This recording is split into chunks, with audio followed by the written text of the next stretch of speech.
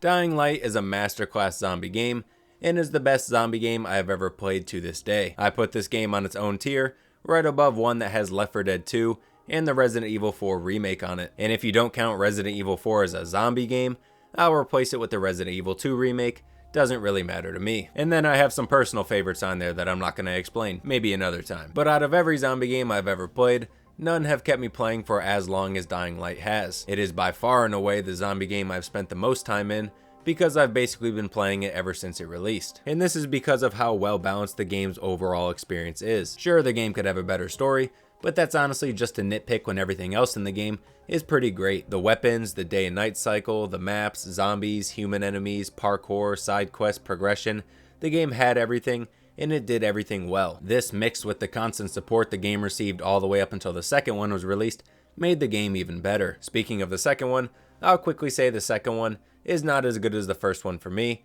and I think most others would agree. The game just didn't hit the same, plus there's a lot of stuff they did differently with the second one that I just didn't like, but I'll get into that later because now we're going to talk about Dying Light in all its glory, starting with its least glorious part, the story. You play as Kyle Crane, aka The Crane, an agent who works for the GRE, and you're dropped into a quarantine zone in Haran by the GRE with the purpose of finding out what the fuck is going on and to retrieve some important files. Throughout the story, you'll meet allies, many of whom just die, the saddest being Jade, because you didn't get to show her why they call you the Crane, if you know what I'm saying. But other than your main allies, you obviously have your main antagonist, Rise. He's the guy who has these important files that you must retrieve, and he definitely gives off Voss from Far Cry 3 vibes, but not as crazy or interesting, but he's interesting enough. And that's basically the plot right there. The story has some twists and turns and stuff, and if you really want to simplify the story even more than I just did, you could boil it down to basically being everyone's bitch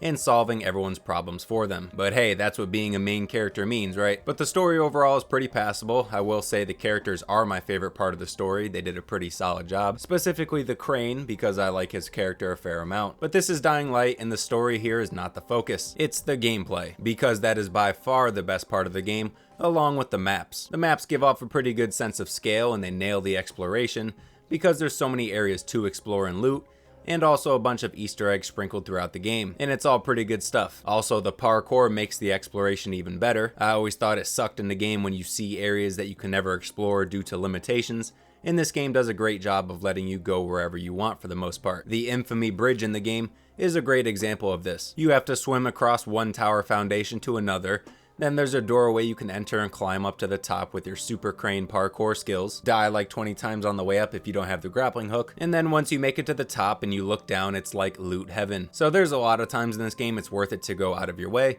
to check stuff out. But yeah, the maps were a real highlight, and they were just designed very well. And this good map design, of course, complemented the game's parkour, which is not the most realistic, but it's super fun. Also, as you progress your parkour skills, you're going to get a grappling hook and other parkour maneuvers to help you move around more fluidly, and also wreak havoc on all the zombies. And speaking of wreaking havoc on all the zombies, this leads me into the combat. And the combat gives you a lot to play around with in this game. It is a swing fest, but there's lots of moves you'll unlock while you level up and progress through the game's skill trees. I'm talking snapping necks, stomping fucking heads off, breaking legs, and double kicking zombies into another realm. And the double kick in this game packs a fucking punch. A little irony for those who caught that. Anyways, the only unfortunate thing about the double kick is that it really didn't work on human enemies. Most of the time they just dodge unless you really catch them slacking, but that's okay. That would have been a cheat code, just double kicking everything. Anyways, on the other side of combat, there's tons of melee weapons, guns, and other craftables to absolutely trash these zombies. It's gonna take you a little bit to get to the point where you're like the lord of zombies,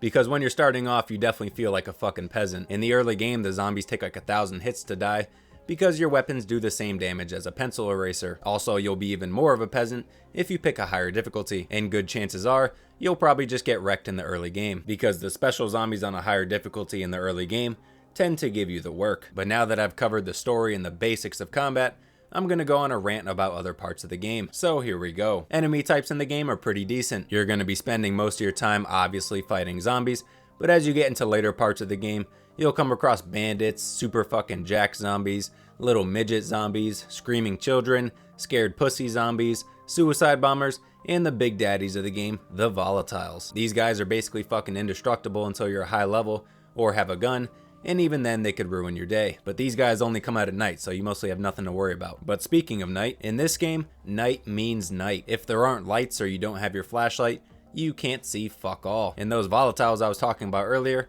have their own simple mechanics. If you're within their sight, they could start to chase you, and you either fight them or just run away. And on normal difficulty, they're pretty easy to avoid because you can see them on the minimap, but on harder difficulties, you do not. You have to physically see them to know where they are, which is just a jolly old time. But of course, just like with any game, most of the difficulty comes from the fact that you're just starting off. Many of the enemy threats or in-game inconveniences will get a lot easier as the game goes on, which does suck a little bit if you're looking for a huge challenge, but I would say Dying Light does a good job of pacing character progression throughout the game so that the challenge is never completely absent, unless you have like 500 to 1,000 hours in the base game and haven't even started New Game Plus or something, then you would be pretty OP. The game's really not that hard though regardless. But anyways, moving on to the part I think makes it the masterpiece it is today, is the god tier level of updates and support. The game has constantly been updated for the past fucking 10 years. Events, different modes, cosmetics, weapons, you name it, they probably added it. But the best thing they added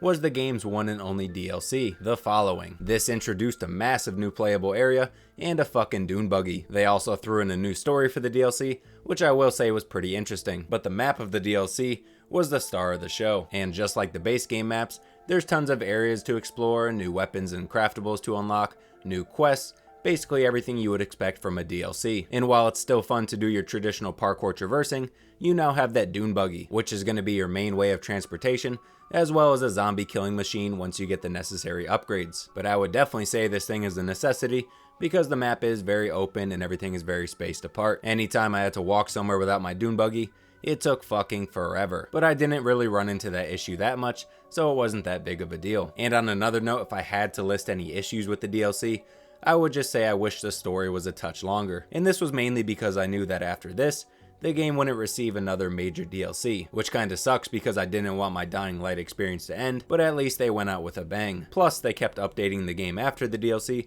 so I kept getting more shit to do. But other than that, there is a few things I didn't talk about, like the PvP, the Bozak Horde, Hell Raid, and a few other small things. And that's because most of these things are like side activities that don't need whole breakdowns. The only thing that probably needs a breakdown out of those things is the PvP, but I never got that much into it, so I'm not gonna really talk about it. I played it a few times, and while it was decent, I preferred the base game. But one thing I am going to talk about is why I like this game so much better than the second, because I was super excited for Dying Light 2, and I was a touch disappointed. I just felt like the first one does more by doing less, especially with the story. The narrative for the second one was pretty terrible, and while the first one wasn't perfect, it was far better than the second. Also, they tried the whole thing with making decisions and choosing sides, and I didn't really care for it that much, because the characters were pretty shit. So I was never like, oh, I gotta go with this person, I like them better. That just didn't happen. One thing I will say the second one does better is the parkour and movement, sort of. The parkour does have some quality of life improvements, like there's a lot of movements you do that look better and are more detailed than in the first one, and that's good stuff. But one thing they did drop the soap on is they added a fucking stamina bar when climbing, which is very retarded. I mean R-worded. And some people might say, oh, that's just more realistic. And they can get the fuck out of here because I'm playing a zombie game where I have infinite lives, so I don't want to hear anything about realism. The whole stamina bar just limits your exploration, which kinda sucks, especially since that wasn't a thing in the first one, as far as I remember. Another thing I didn't care for in the game was the gear system. I always thought it felt pointless, even though the gear does give you some stat boosts.